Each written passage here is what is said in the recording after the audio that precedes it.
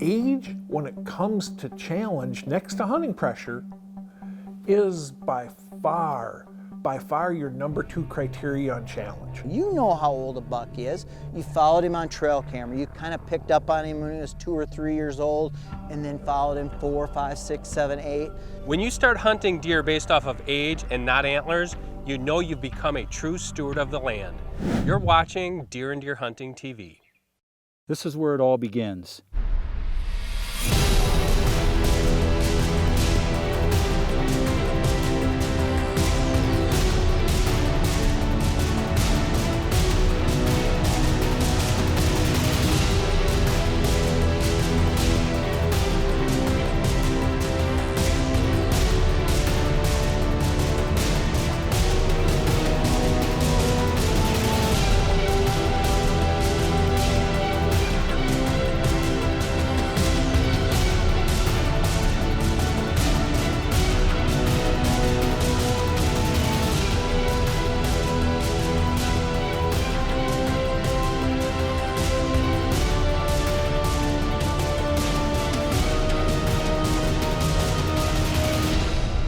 This is Deer and Deer Hunting TV. Now these days, instead of talking antler inches, a person tends to talk age more, at least far more than when I was a kid. And that's because, you know what, as a hunting community, we're not that stupid. We've realized that, you know, inches is luck, random, nothing more. You know, it's a combination of what quality of habitat your deer are growing up on, the genetic roll of the dice, you know, the amount of pressure, if they had injuries, any of those types of things. That all factors into antler development, but it has nothing to do at all with how easy or how difficult a deer is to harvest. Their core areas become more defined, their home ranges tend to shrink. On the one hand, that gives us an advantage as hunters if that core area happens to be on our ground. Unfortunately, at the same time, every single year this buck gets older, that is that much more familiar he is with his core area and home range, to the point where you so much as sneeze out there and there's a chance he's going to figure it out.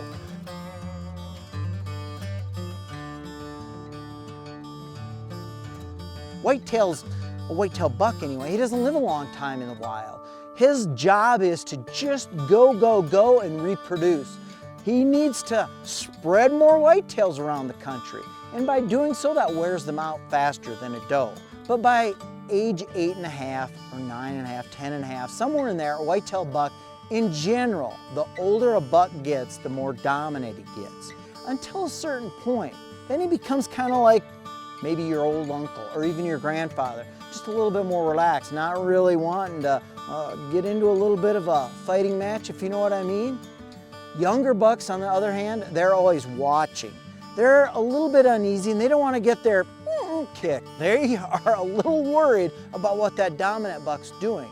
And then there's that group in between. They're the players. 3.5 and 4.5-year-old bucks.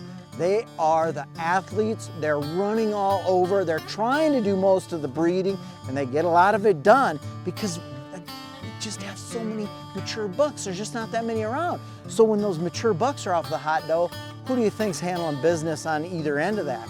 Yep, those 3.5 and 4-year-old bucks. Now, what if you take that mature buck out of the mix? Say you shoot him, or he walks across the property line and your neighbor shoots him. Well, that does open up a gap, but don't worry. There are so many other bucks out there, they'll fill it in right away.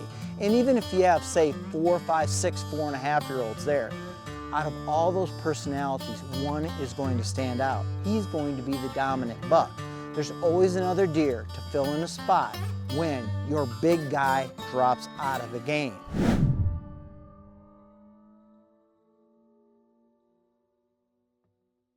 One last tip I'm going to leave you with here, and I learned this from Dr. Grant Woods. He shared it with me, and I'm going to simplify it. But he told me, if you mentally visualize you and your hunting buddy with a long 2x4 and place it under the front shoulders of a deer and lift up, if he tips backwards, he's probably a younger buck. But if he flips forward, he's an older buck.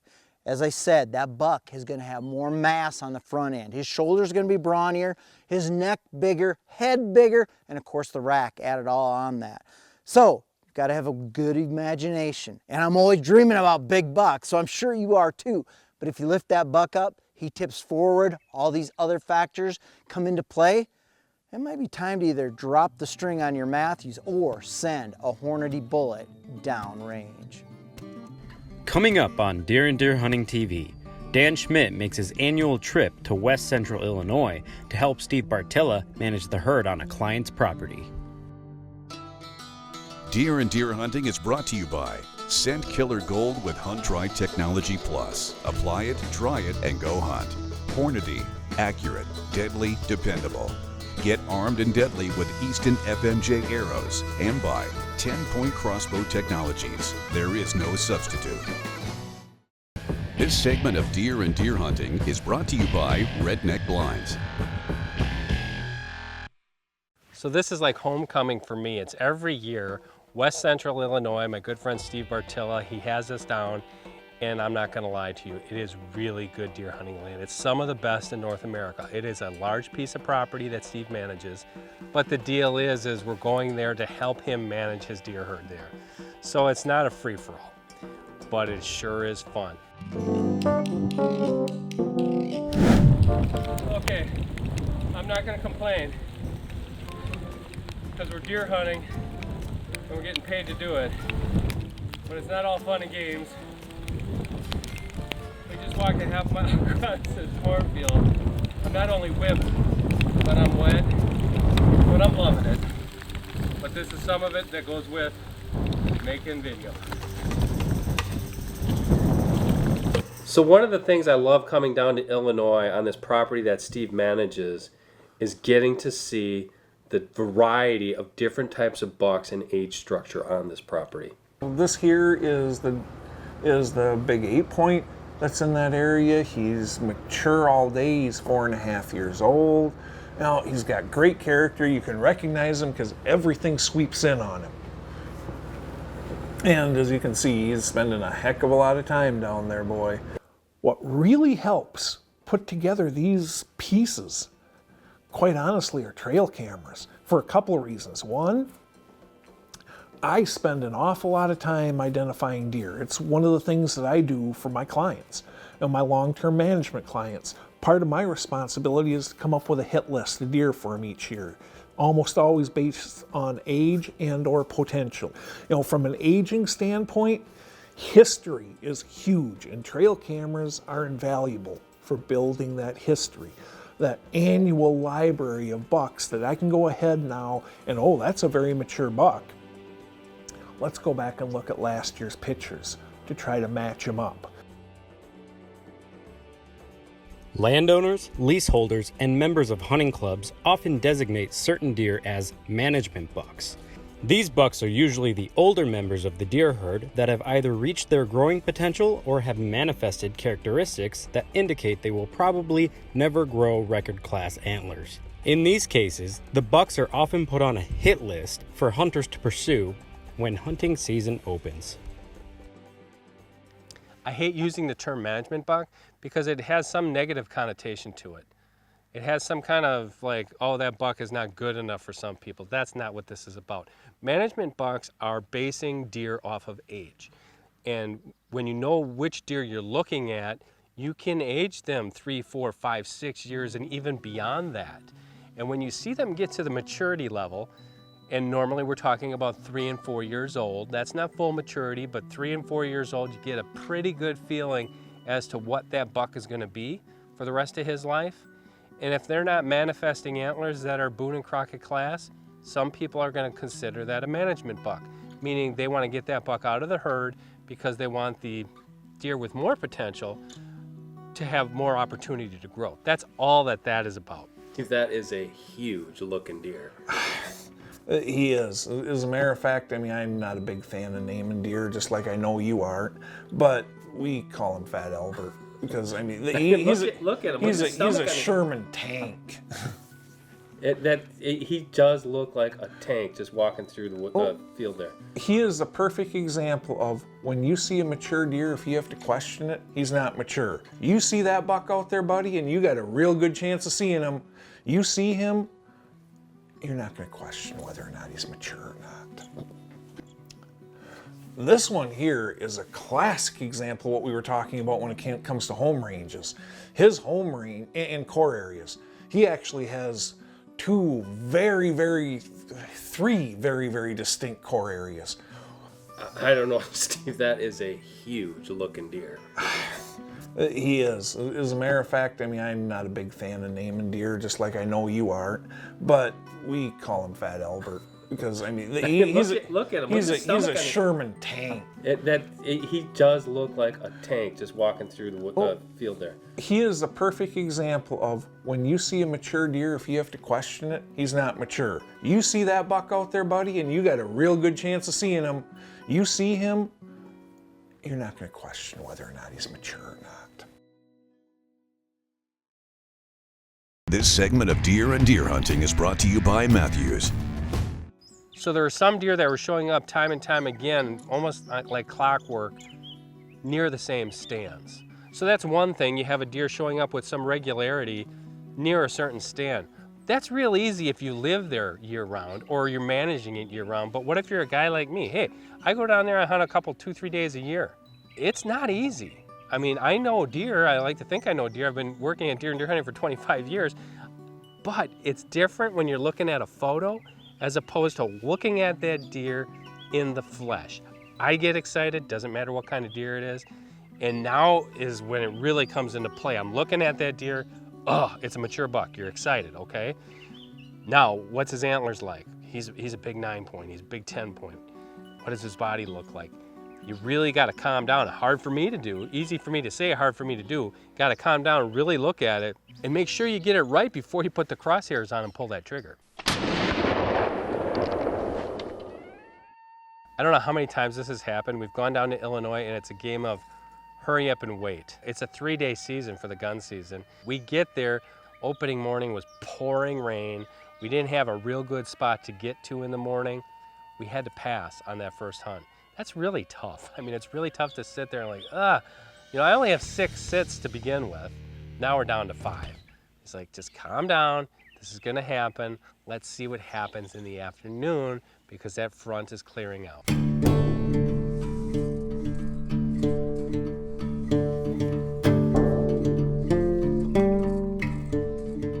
So I'd like to tell you this grandiose story about how it all came together and we worked really hard and it was really hard to get on a deer and that didn't happen. It was super easy. We went out that first afternoon. That's probably why waiting paid off so well.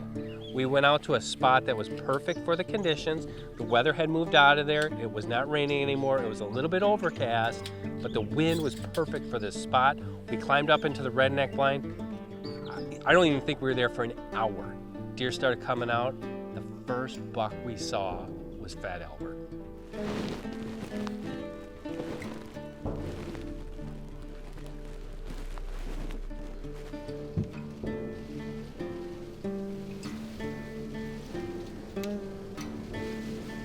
He's gonna come out right here.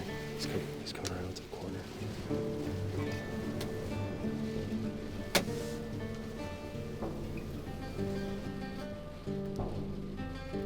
My God, that's a big deer. Yeah, that's him.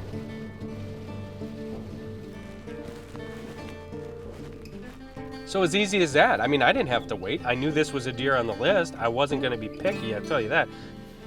Take him right here, right here.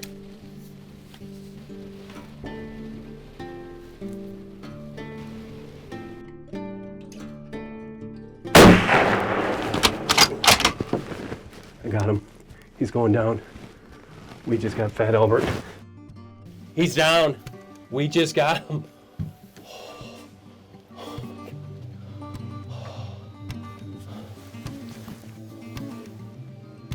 He's down right there. We just got, oh my God, we got the big buck. He's a big 9 frame. He's a big frame 9. They call him Fat Albert. He's huge, oh my God, that might be the heaviest buck I ever shot. He's dead. He's laying right there. He's not going anywhere. He's done. Yes. The thing about hunting deer, when you have to go after specific deer and you're going to name them, the reason why you name them is because you want to be sure you're getting the deer you're going after. Now, this is really, you know, geeky deer management when you have this kind of luxury. But what you do is you look at the rack, you make mental notes of the rack, and then you look at body characteristics, and then you give them a name, because, you know, there was 4 8-pointers out here. We can't just say, well, 8-pointer 1, 2, 3, 4. We gave them names. That's why we do it. And this one got his name because he was so fat.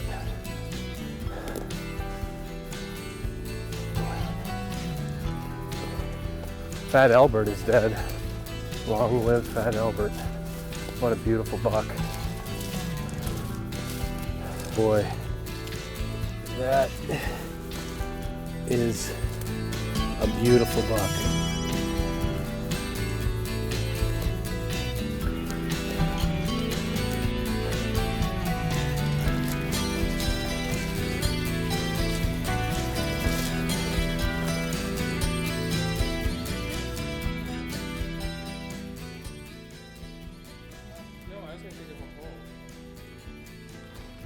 Wow, now that is a big buck, and that's why you come to Illinois. Hog fat bucks, they make me shake every single time. Dan wastes no time driving back to Wisconsin to weigh what he thinks just might be his heaviest buck yet. That's a brute of a buck. Yeah.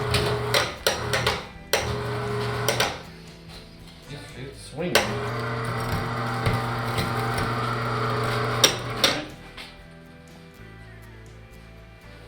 214 pounds, field dressed. It's not my heaviest buck, it is awfully close.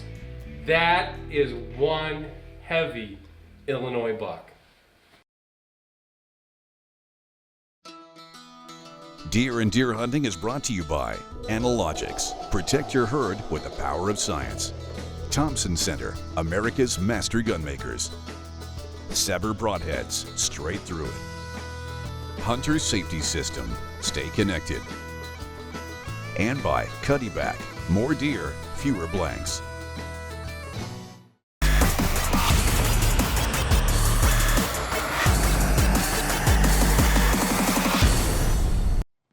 You know, deer herd health is the rage these days. We're passing up bucks, we're planting food plots. We want to make the properties we hunt the best they can be for all the deer that are on there. Adding a mineral lick can take that to the next level. Make sure it's legal in your area. You don't want to do this if it's not legal, but in a lot of places it is legal because mineral licks are natural. Deer will get their minerals out of the ground no matter where they live, normally through the native vegetation, but also through seeps, near rivers, through creeks. They're going to eat the ground to get the mineral out of the ground. Adding a mineral lick to your property, like I said, is easy. Just a few simple steps and you can have one right now. The first thing you want to do, you don't want to run out and buy your mineral and just dump it anywhere. You know, dumping it on the ground is going to be a waste of your time and your money. First thing you want to do, put it in a known deer travel area. Converging deer trails, we have that here. It's perfect. Deer are coming through here already. They're going to find the spot quickly and they're going to start using that mineral lick. Second thing, and probably most important, is you want to have that mineral lick near a water source. If you have a pond nearby, a creek, a seep, even a puddle that will fill up after a rain, that's good. Deer will drink after they eat the mineral and digest those minerals more quickly and readily than if they didn't have that. What if you don't have water on your property? Not a big deal. Take a barrel, cut it in half, bury it in the ground. Make sure you clean up after yourself, but deer will use that as well. Just something that's going to hold a little bit of water that when deer are coming through there and they eat a little bit of that mineral, they can ingest it very quickly. All we have to do is take a rake. You don't need a rake, you can use a stick or whatever. You can use your foot, but you want to rake away all the debris, all the vegetation, and get it down to the bare ground as much as possible. Okay, so we have our site prepped. That's good enough. You know, maybe a spot about that big. You want to be able to have that ground, have that mineral leach right into the soil. Then you want to have a quality mineral that you're putting down. find one that's proven, that works. Flavor enhancers help mineral attract deer. But the mineral itself, look for one that's formulated by scientists for deer, not for cattle, not for sheep, but for deer. There's a difference. Analogics is one of them. Deer are gonna find it and they're gonna get the maximum benefit out of it. So after we have our site prepped, we're just gonna take our mineral and we're gonna spread it through this whole area. The idea is to get it to leach into the soil. This isn't bait. This isn't, you don't want deer to come up here and just eat. They're probably not going to anyways because it's mineral. They're gonna just take a little bit of it. That's all they need. It's like you taking a daily vitamin in the morning. That's about the same thing for deer. And we're just gonna spread that into the soil. Now, if you have a spot where you have a creek crossing, that's gonna leach in there even better. But here, we have crossing deer trails, we have a pond nearby, and it's gonna be just as good.